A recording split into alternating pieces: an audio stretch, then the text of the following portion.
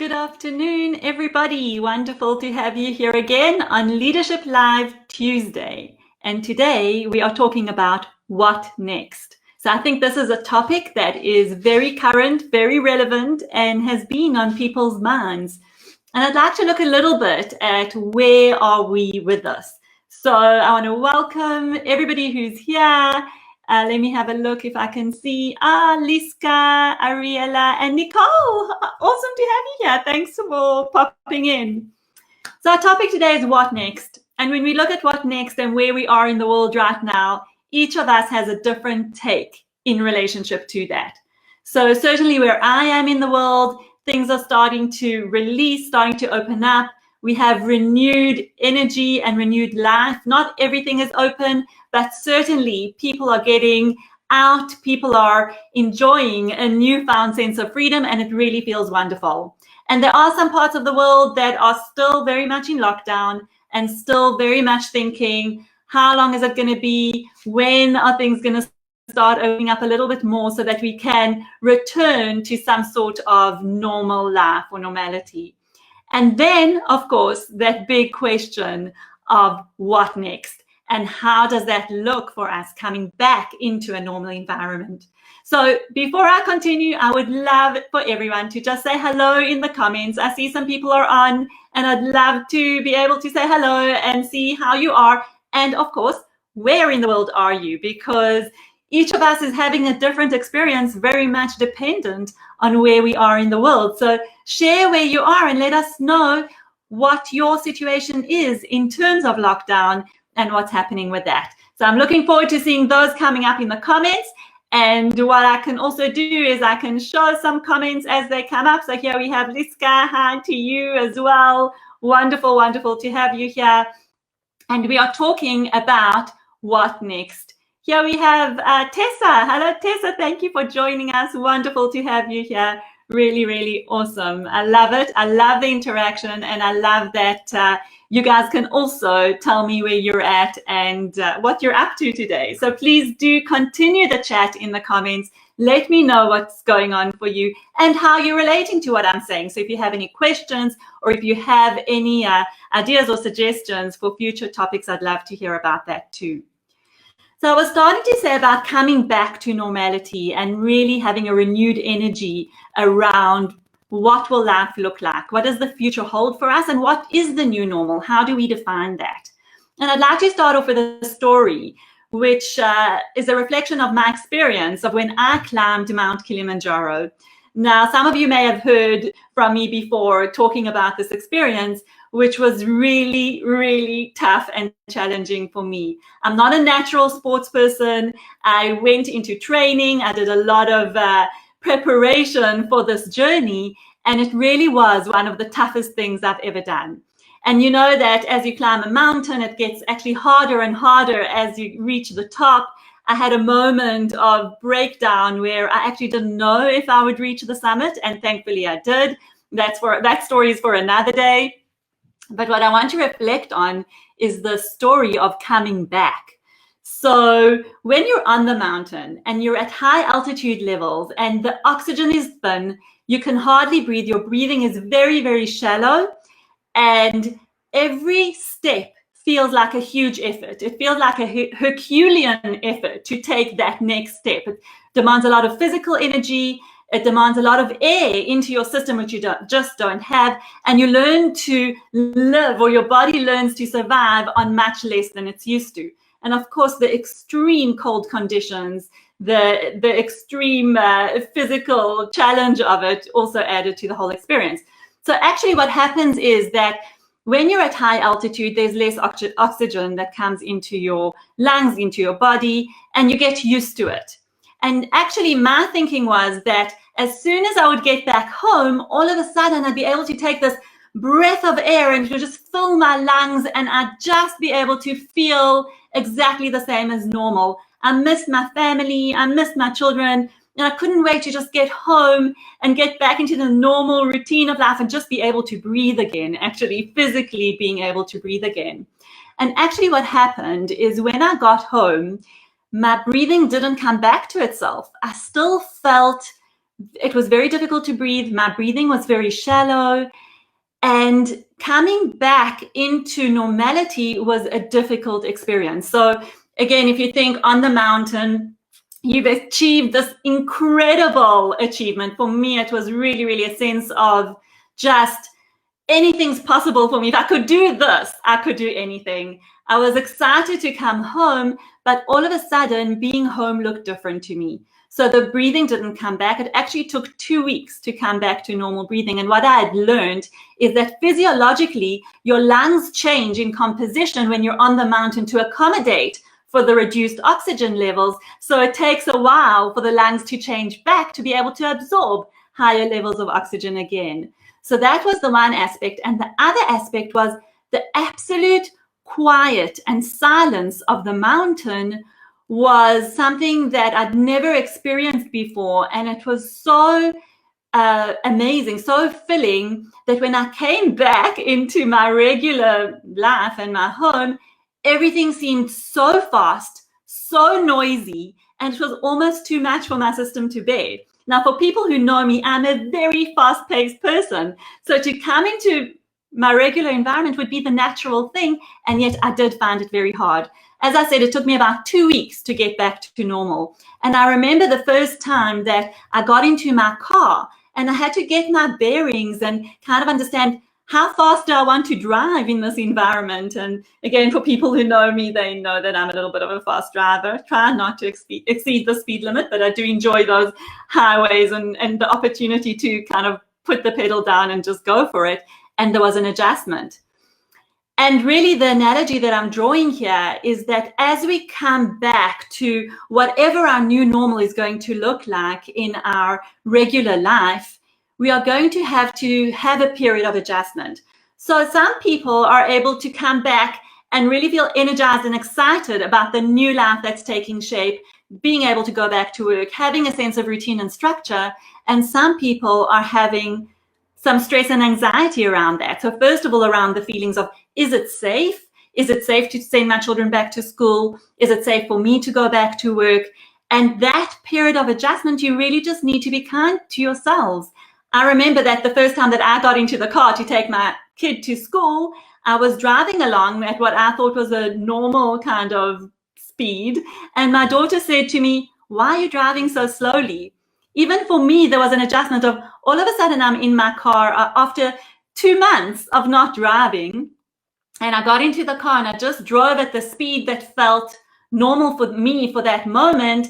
And that speed was slower than my usual, and my daughter noticed it. So there's a period of adjustment, and I think we have to be kind to ourselves and we have to be kind to the people around us, because we're all going to be able to come back at a different rate and in a different way. And I think that's something we really, really need to be ready for and be prepared for.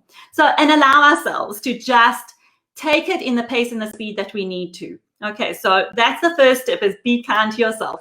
And at this point, I'd love to know, can anybody relate to that? Can anybody relate to that sense of, I'm not sure what it's going to be like to come back to normal? There we go. Anne-Marie's telling us that you forgot to drive. That's awesome. I was also a little bit worried, like, will I even remember? But we know that that comes back quite quickly. And yes, Denise in South Africa, I know South Africa is having a hard time. So my heart goes out to you and I understand that frustration.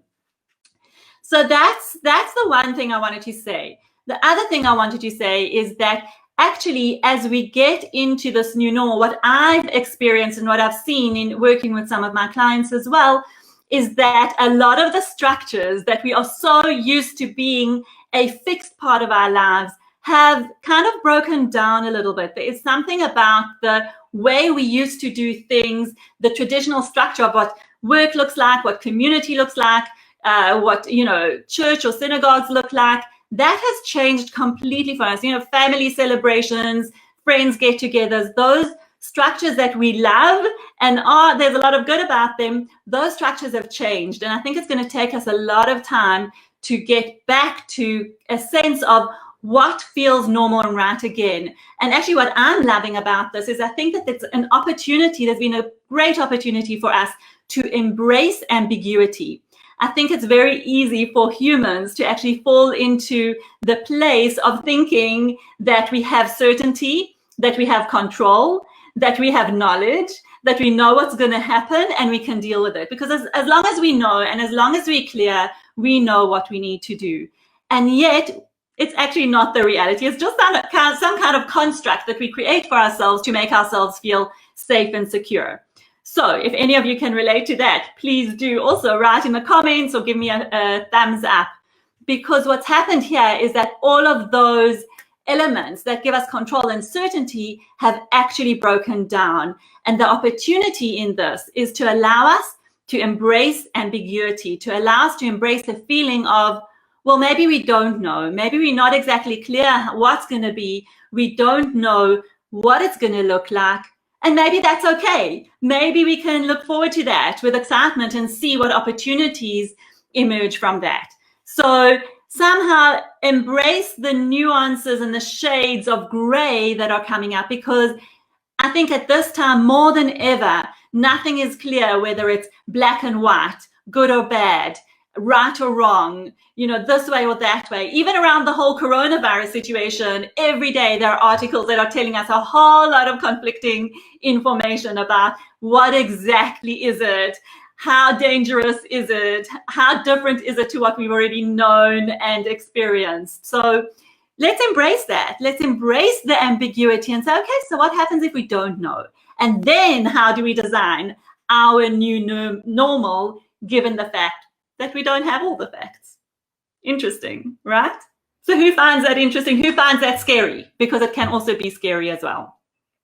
So what I'm going to do now is I'm going to actually give you an exercise to do, because I think that in that question of what is the new normal, how do I define it, describe it for myself, and how do I handle it, I think every person has to do their own reflection and their own thinking about that. So I'm going to give you an exercise to help you think through that. And actually it came from a workshop that I did this week with an organization or a business that went through a tough time, like all of us in this corona period. And they came together to really brainstorm about how can they, in this period, really go into a phase of business growth. How can they generate growth and business for their organization on the back of this crisis? And it was a phenomenal experience, because the number of ideas that came out of this workshop was immense. I had 2 pages. We did this virtually over Zoom, of course. We had 2 pages of ideas that we're just writing down. And people came out of that workshop so energized and ready to try something new and to build the business and continue on business growth. So what is the exercise? I'm basically going to take you through very similarly what I did with them. And the first thing we looked at is a little bit of reflection on the period that's just been. So looking back and saying, what was a challenge for us in that time, and what was a benefit, something good, something that we appreciated about that time.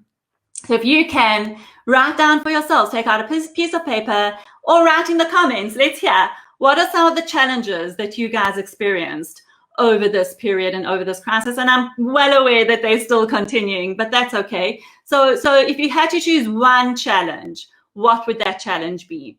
And please do go ahead and write in the comments if you're happy to share. I would certainly love to see those. So let's hear some comments or read some comments from you guys. And then the second question is, what is a benefit that's come out of this period? What is something good that's come out?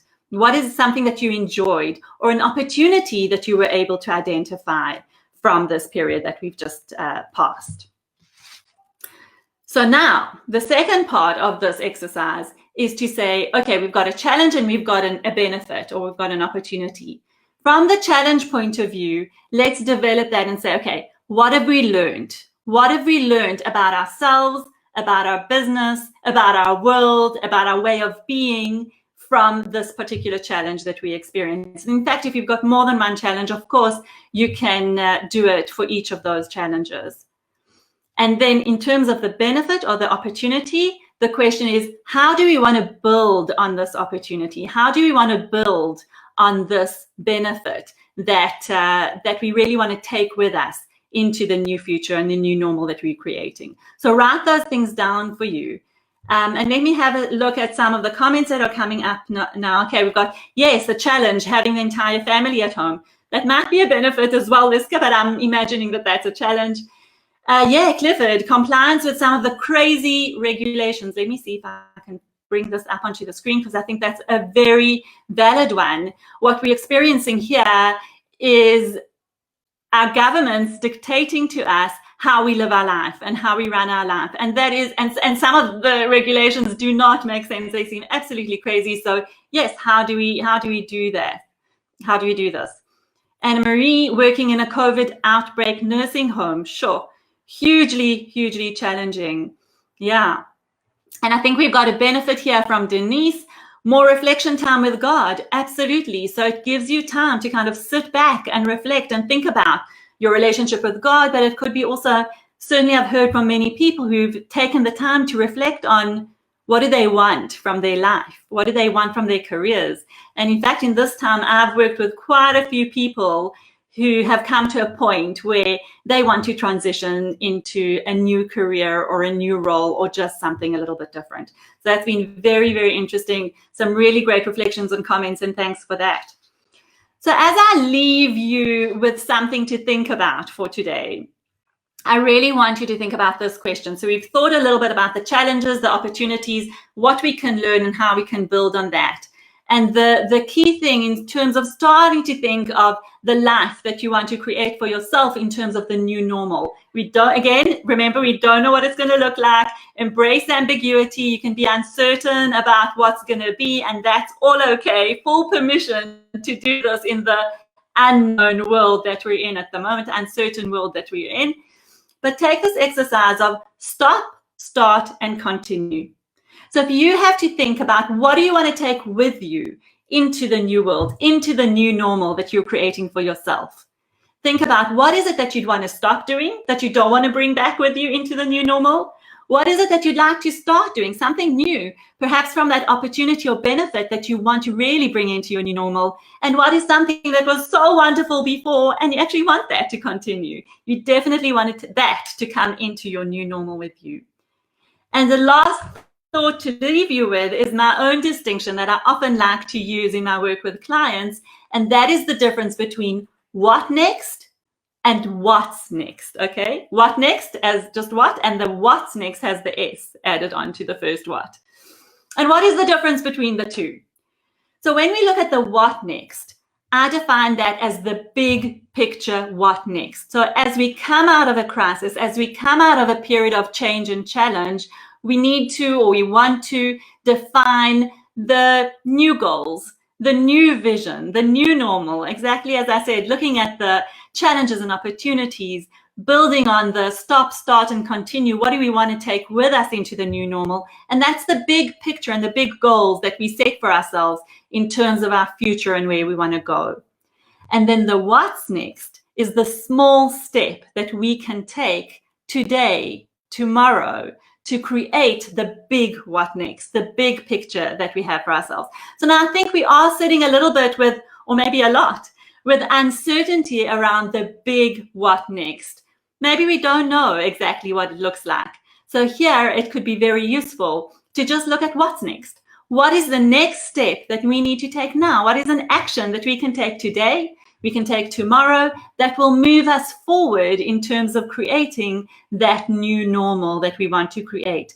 And take those things that we want to bring with us, the stop, start, and continue, and really just think of what is one action that we can take to start building the new normal. So think about that. I mean, if you have some ideas around your what next, fantastic. Take it, build on it, and start creating the vision for the future of what you want to see for yourselves. And together with that, don't forget the what's next, those action steps that you can take in terms of moving forward and making sure that every day you're moving one step forward towards the life that you want to achieve, the business that you want to grow, the family that you, or community that you want to create, and really, just keep moving forward. I think that's really the key here. So this is my message to you for today. a message, I hope, of hope and encouragement. We are all moving towards something. Let's make it something intentional, something that we want. Let's take our small steps towards our big picture of the new normal that we're creating. And I'd love to hear your comments. What is your takeaway from today's Leadership Live? I would really, really love to hear, and I would love to know. And I would love to hear some suggestions and questions that you would like me to talk about in future Leadership Lives, because I'm going to be doing this every single Tuesday at this time. You can always catch the replay. Feel free to go onto my YouTube channel to watch previous episodes if you've missed those. Subscribe to my channel. I'd love the support. Feel free to make comments and let me know. Let me know, what is your takeaway from today? That's something that I would love to hear. It helps me to get feedback. I love to hear from you guys. And yes, next week, I'm going to show you the topic for next week on my screen. I'm getting good with these comments. Love this. Thank you, Liska. So yes, next week is going to be a bit of a surprise topic. What do we invest in during a crisis? Where do we invest our energy, time, resources in terms of crisis, in times of crisis? What do we do? Okay, so that's next week's topic. If you like it, give me a thumbs up. If you don't like it, suggest something better. Let me see those likes, those thumbs up, those hearts, those laughs, those wows, whatever it is. Let me know you're out there. Thank you so much for joining me today. As always, wonderful to have you here. I thank you for your support and have a beautiful day further.